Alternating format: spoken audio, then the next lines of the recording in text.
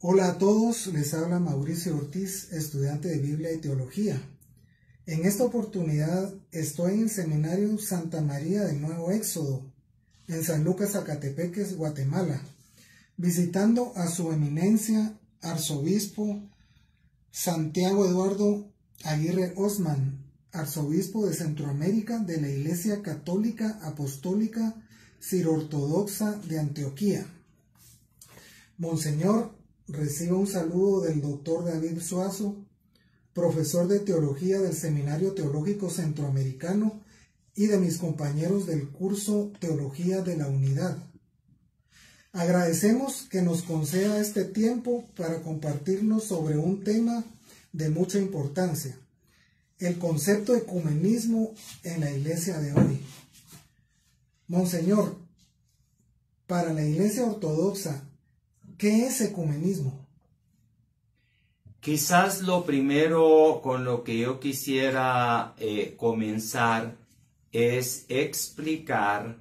cuál es la Iglesia Siro-Ortodoxa. El término siro o siriano o siríaco indica para los griegos el término arameo. Por eso, cuando estamos hablando de la Iglesia Siro-Ortodoxa, estamos hablando de la Iglesia aramea. De hecho, el idioma oficial de nuestra Iglesia hasta el día de hoy sigue siendo el idioma arameo, que como todos sabemos fue el idioma de Jesús y el idioma también de los 12 apóstoles. El arameo era el idioma franco en todo el Medio Oriente Occidental, e incluso el hebreo es un derivado del mismo arameo, porque hebreo significa arameo errante. Por eso a las tribus arameas que fueron hacia Egipto y que luego regresaron, se les dio eventualmente el nombre de arameo. Ahora, el concepto de ecumenismo. Etimológicamente, ecumene significa la universalidad de la civilización, y en el uso que le daban los griegos y los romanos, la ecumene era el equivalente al área de influencia del Imperio Romano.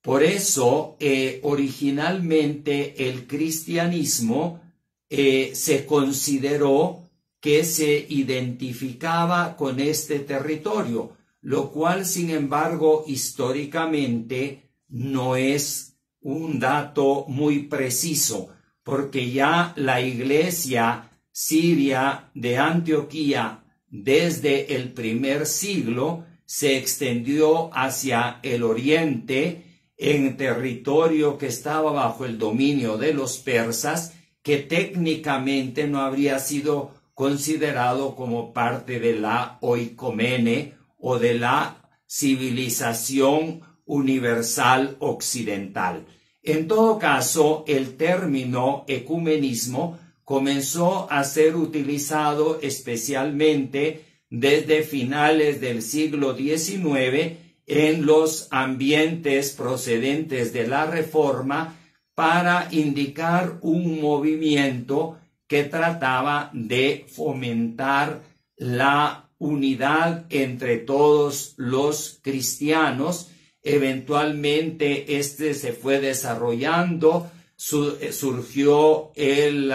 Consejo Mundial de Iglesias o Consejo Ecuménico de las Iglesias, y eventualmente después del Concilio Vaticano II, también la Iglesia Católica Romana se abrió a este movimiento. Básicamente, entonces, el ecumenismo podríamos considerarlo como el movimiento tendiente a lograr la unidad entre todos los cristianos. En las últimas décadas, este término en ciertos ambientes cristianos secularizados ha tendido a flexibilizarse, porque como a partir de la Segunda Guerra Mundial se llegó a considerar que la civilización no era solamente la civilización heredera de la cultura grecorromana, sino que la civilización estaba formada por las culturas de todo el mundo, algunos con un espíritu un poco secularizado han tendido a extender este término no solamente a buscar la unidad entre los cristianos, sino incluso una especie de fraternidad o cultura universal. Esto, por supuesto, es algo que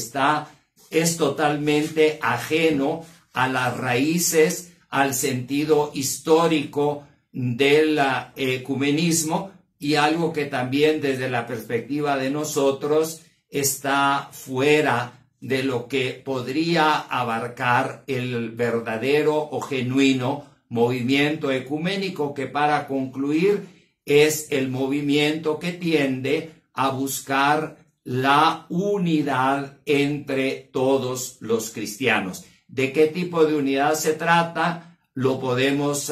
profundizar en otro momento o en otra ocasión. Monseñor, y bajo ese concepto,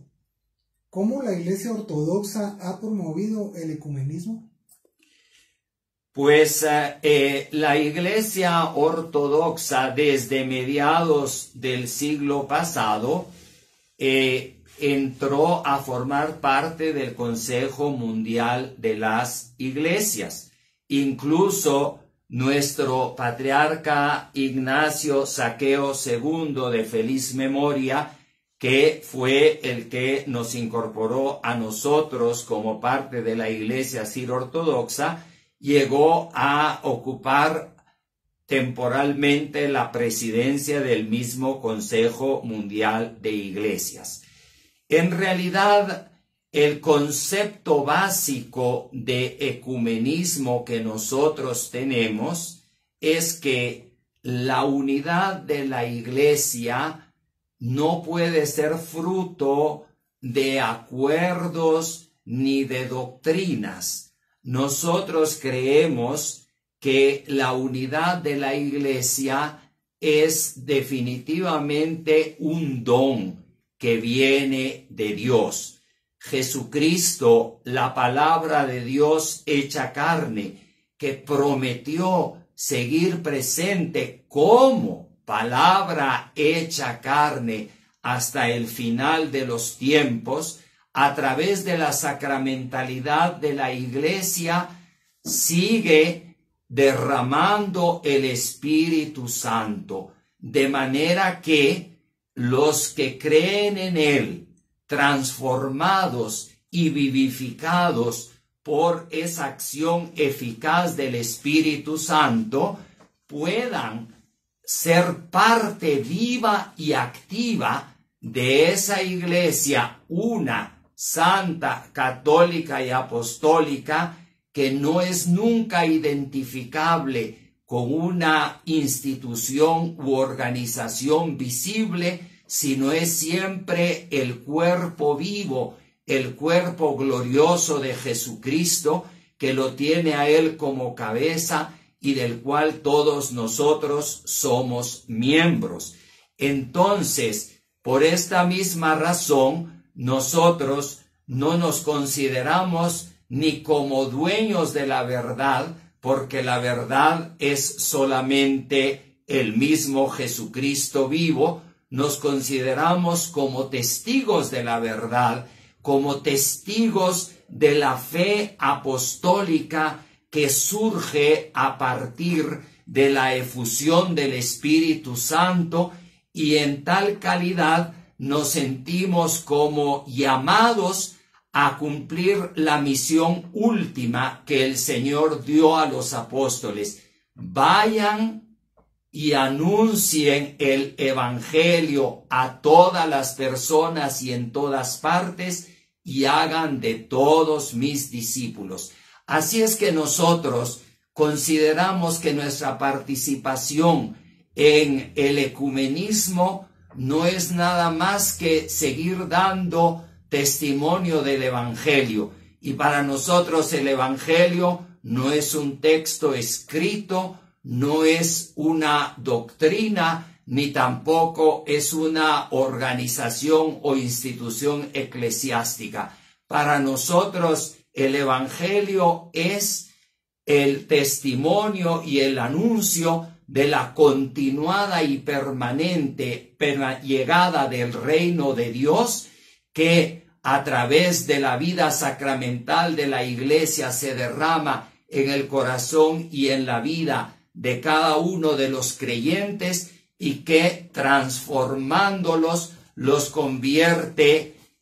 también en presencia viva del reino. Entonces, en ese sentido, participamos como testigos de esa fe apostólica, y también desde nuestra pequeñez como facilitadores a través de nuestro ministerio sacramental, porque consideramos que incluso predicar no es un hecho de palabra, sino la palabra ya se hizo carne. Entonces el anuncio de la palabra es siempre un acto sacramental de facilitar esa palabra hecha carne y que se ha convertido en alimento que da vida eterna a todos los que crean.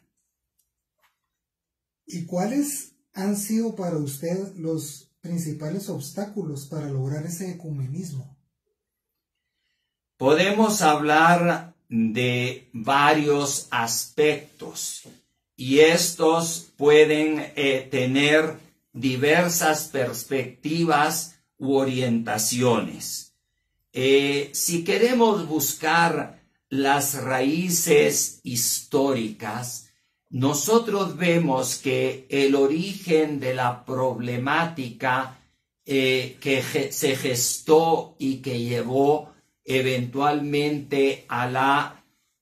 separación y a la división fue que a partir de Agustín de Hipona, que vivió a finales del siglo IV, se convirtió al cristianismo en el año 385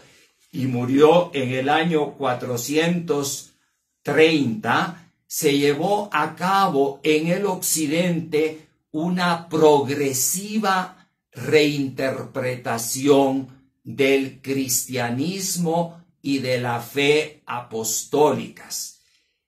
Influenciado él, por una parte, por el pensamiento neoplatónico y por otra parte, por esa visión de que consideró que la misión de la Iglesia era el establecer lo que en el medioevo se llamaba la cristiandad, y que para que el cristianismo pudiera organizarse en una forma política visible, necesitaba también de una estabilidad doctrinal y necesitaba encerrar el mensaje cristiano dentro de conceptos. Entonces, en la perspectiva original del cristianismo apostólico, que se fundamentaba sobre la roca, no de doctrina, no de sagrada escritura, sino de la presencia viva del Espíritu Santo,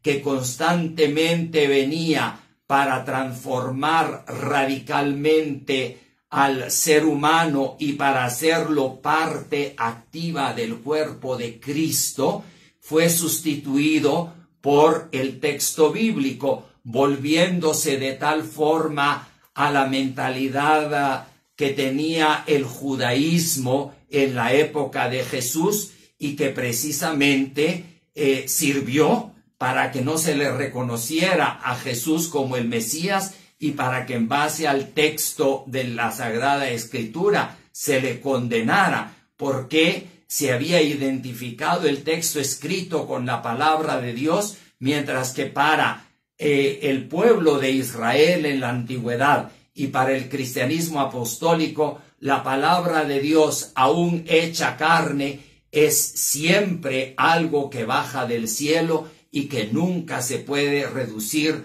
a un texto, porque eso sería ya sinónimo de una forma sutil de idolatría. Esto es el primer obstáculo, porque entonces ese cristianismo que tenía como base el don y la presencia viva del Espíritu se fue reduciendo a doctrinas, a instituciones, a organizaciones, y naturalmente eso crea un conflicto básico de interpretación. Si nosotros queremos también hablar de otro elemento, está también la serie de intereses sociales y políticos. Si hacemos una lectura crítica de por qué la Iglesia en el Occidente, no voy a hablar del Oriente, de por qué en el Occidente la Iglesia Católica Romana fue asumiendo una serie de roles que definitivamente no le competían, era porque estaba involucrada dentro de toda la organización política. ¿Qué fue lo que hizo que la Reforma Protestante lograra tener éxito en ese momento? Fue también otra serie de bases políticas, y que es también lo que ha causado una gran diversidad de grupos, de congregaciones y de organizaciones. Muchas veces también es una serie de condicionamientos, de intereses que pueden ser una búsqueda de prestigio, de intereses materiales, de poder o de cualquier otra índole. Entonces, para la perspectiva nuestra, el futuro del cristianismo, no solo del ecumenismo, sino del cristianismo, está en que volvamos la mirada a la fe, al cristianismo apostólicos, a que abramos nuevamente nuestro corazón, a que la palabra viva de Dios que se encarnó sigue siendo palabra que baja del cielo, y a que teniendo un cambio de corazón logremos romper con todos los prejuicios y con todas las doctrinas y formas idolátricas que nos hemos ido construyendo a lo largo del tiempo. Finalmente, Monseñor, ¿cuál es el panorama que usted visualiza sobre el ecumenismo en Latinoamérica? Definitivamente, y cada vez más, hablar simplemente de una región o de un hemisferio es una cuestión muy hipotética. Con la globalización en la que vivimos, con los medios de comunicación y con las redes sociales, tendrá ciertas características pasajeras de 1 o 2 o 3 décadas, una región determinada, pero la globalización o la mundialización son definitivamente el destino o el futuro de cualquier cosa, salvo que hubiera algo totalmente inesperado, que nunca lo podemos excluir, porque creemos firmemente que el futuro está en las manos de Dios. Ayer estaba leyendo yo un artículo escrito en italiano como fruto de una investigación que se hizo y que habla no sobre el futuro del ecumenismo, sino sobre el futuro de la religión en el mundo. Y hacía un análisis que del año 1980 al año 2007 o 2003, no recuerdo con precisión, hubo un incremento en la religiosidad más o menos en 33 de 49 países grandes que habían sido tomados en consideración para este análisis. La gran mayoría eran de América del Norte, América Latina, Europa, pero también incluía Asia y algunos de los países musulmanes. Sin embargo, en los últimos, creo que del 2007 al 2020, la tendencia se invirtió completa y radicalmente. De los 49 países, 43 países vieron una sostenida y consistente disminución de la presencia de lo religioso, como que analizaban que la prosperidad económica ha venido a sustituir progresivamente a esa forma de religiosidad y de cristianismo. Había dos excepciones de países que corresponden precisamente a América Latina y eran México y Brasil, en donde la religiosidad se ha incrementado, pero muchas veces es una religiosidad individualista y una religiosidad sentimental. Digamos que yo veo el futuro del ecumenismo, como ubiqué al principio, no solamente en América Latina, sino progresivamente a nivel global.